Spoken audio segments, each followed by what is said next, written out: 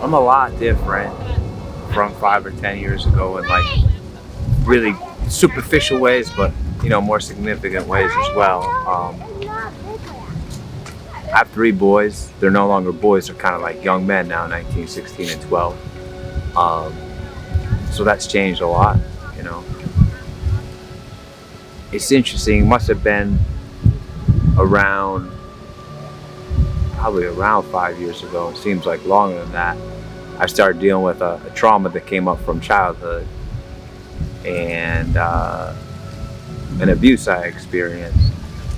And it's interesting, like when you go through something like that, um, it was sexual abuse that took place with a priest when I was a kid.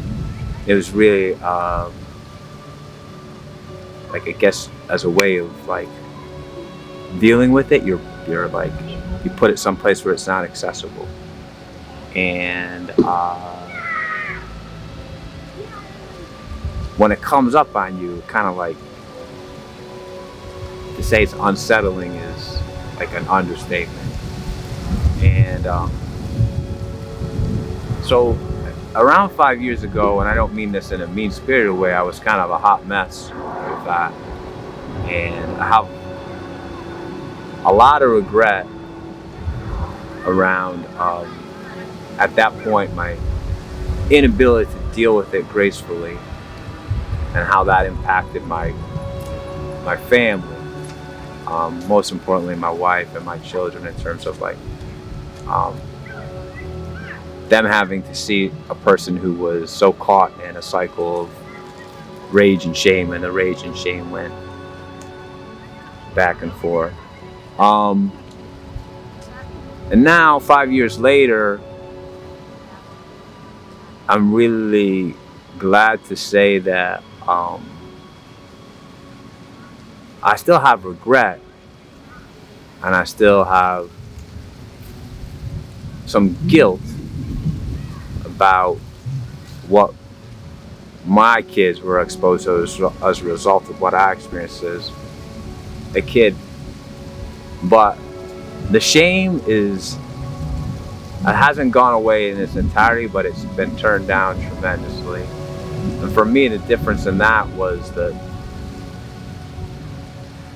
the shame placed me in a position where all I could do was hurt myself, but also hurt the people around me. There was kind of like a notion that I was just shit. And when you think you're just shit, you're not really able to take care of yourself, and then you're not able to take care of people around you. But now I still feel a sense of responsibility for the way I acted. And this is hard to talk about because the truth is, I know I hurt them. And I know I hurt my wife, and they all stuck with me.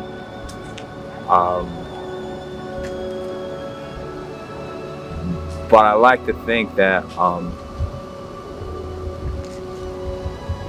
we're all at a better place, or at least I know that I'm at a better place, and I hope that they're at a better place. If they watch this video, what do you want to tell them? There's certain things I've gotten a lot better at talking about this without getting like overly emotional. So this is a hard thing to say without getting overly emotional. But essentially, just really simply, three really simple things. I love them. I'm sorry. And I'm so grateful to have them. And for all three of those things, the words don't really capture how simple those things, but how deep they are. Like, when you are blessed enough to have a wife who is kind and sweet and loving, and three beautiful boys that, and then for them to, have to be exposed to a person who for all intents and purposes, should be there to tend to them, to care for them. And not to say I ever stopped doing that, but I'm not naive. I know that I expose them to things that hurt them badly. And, you know, so the shame, I'm glad, like, so the biggest difference, like I was saying earlier, was that the shame for the most part is behind me, because the shame was like, it's almost like passive aggressive. It's almost like saying to the people you love, like, you know, I'm such a piece of shit, like, what do you want from me? Like, you know, like, whereas now, since then, you know, I've grown into a place where I realize that, you know, I'm responsible both for how I move forward with the people I love, and also responsible for what, you know, the mistakes I've made in the past. And that there is more to look for in life. There is more to come. Yeah, there's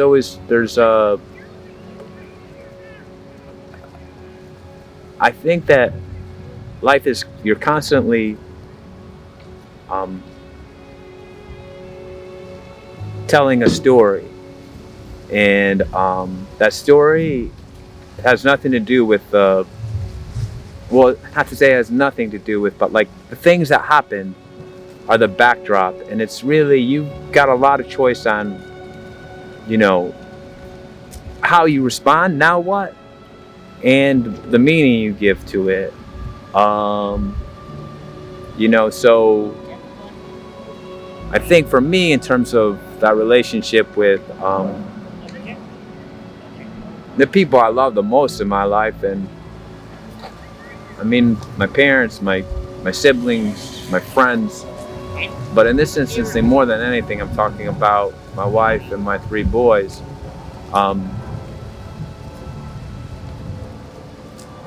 The question of, like you were saying, like our ability to, like, always have new beginnings, that now what question, I try to keep that in the forefront of, you know, like, these things happen, but now what, you know. What would be your advice for somebody who were sexually abused, and still living through the trauma and through the memories?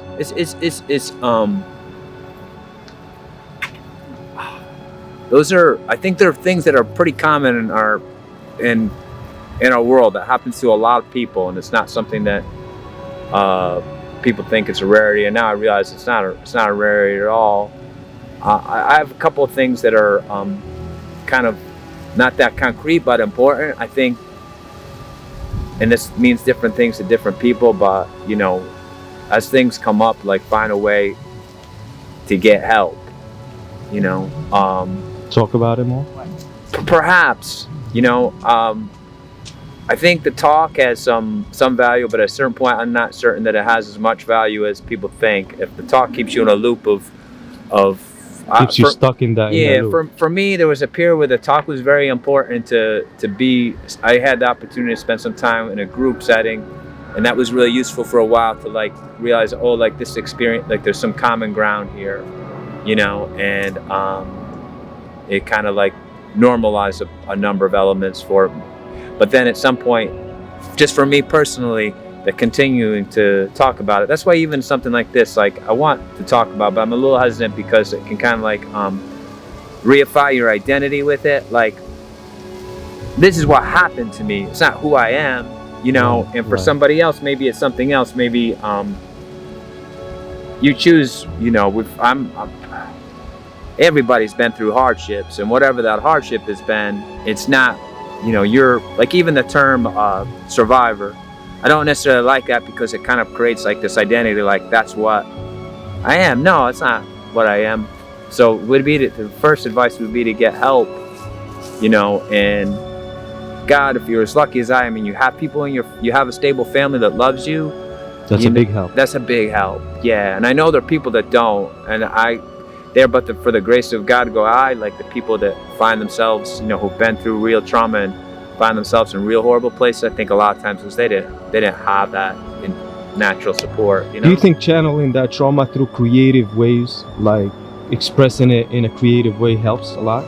I think it can. I think I've always been like a very physical person, so like you know, being physically active is a way for me to now, like looking back, I realized that like even as a kid, like when I got like, I'm still kind of a knucklehead in terms of like I'll drive my body really hard, and that's not necessarily healthy, but I realized it was a mechanism for me to like, as a young person, to develop some like capacity to feel like, oh, I've got some control here, like, you know, I can find strength, you know. So like for me, physical activity is kind of a form of artistic expression for me, but at the same time I realized for somebody else, like, you know, music or dance or, you know, and the only other bit of advice I would have is, and this is true of just life in general for every single person walking the face of the earth, and it's not like, be in your own corner, and all I really mean by that is, you know, when you come to that place in your head where the thoughts come up that like, oh, I'm not worthy of like, you know, supporting myself,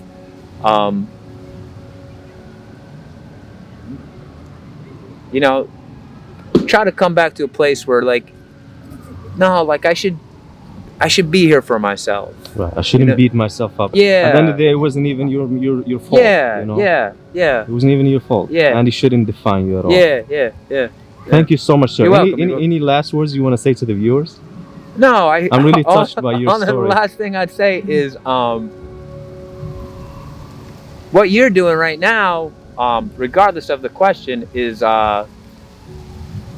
it's really interesting. I like how you approach me. I think it's great that using social media to do something that's not superficial. I like the Right. idea of like, we don't have like, The, in social media, there's a lot of connection. There's a lot of dialogue that's not dialogue. It's not meaningful, right. you know? So like to say like, oh, I mean, I'm paraphrasing and I'm probably misinterpreting what you said, but you kind of introduced your channel and told me basically that you like to come up to people and ask them meaningful questions, you Yes. know, and ask them to respond to those meaningful questions.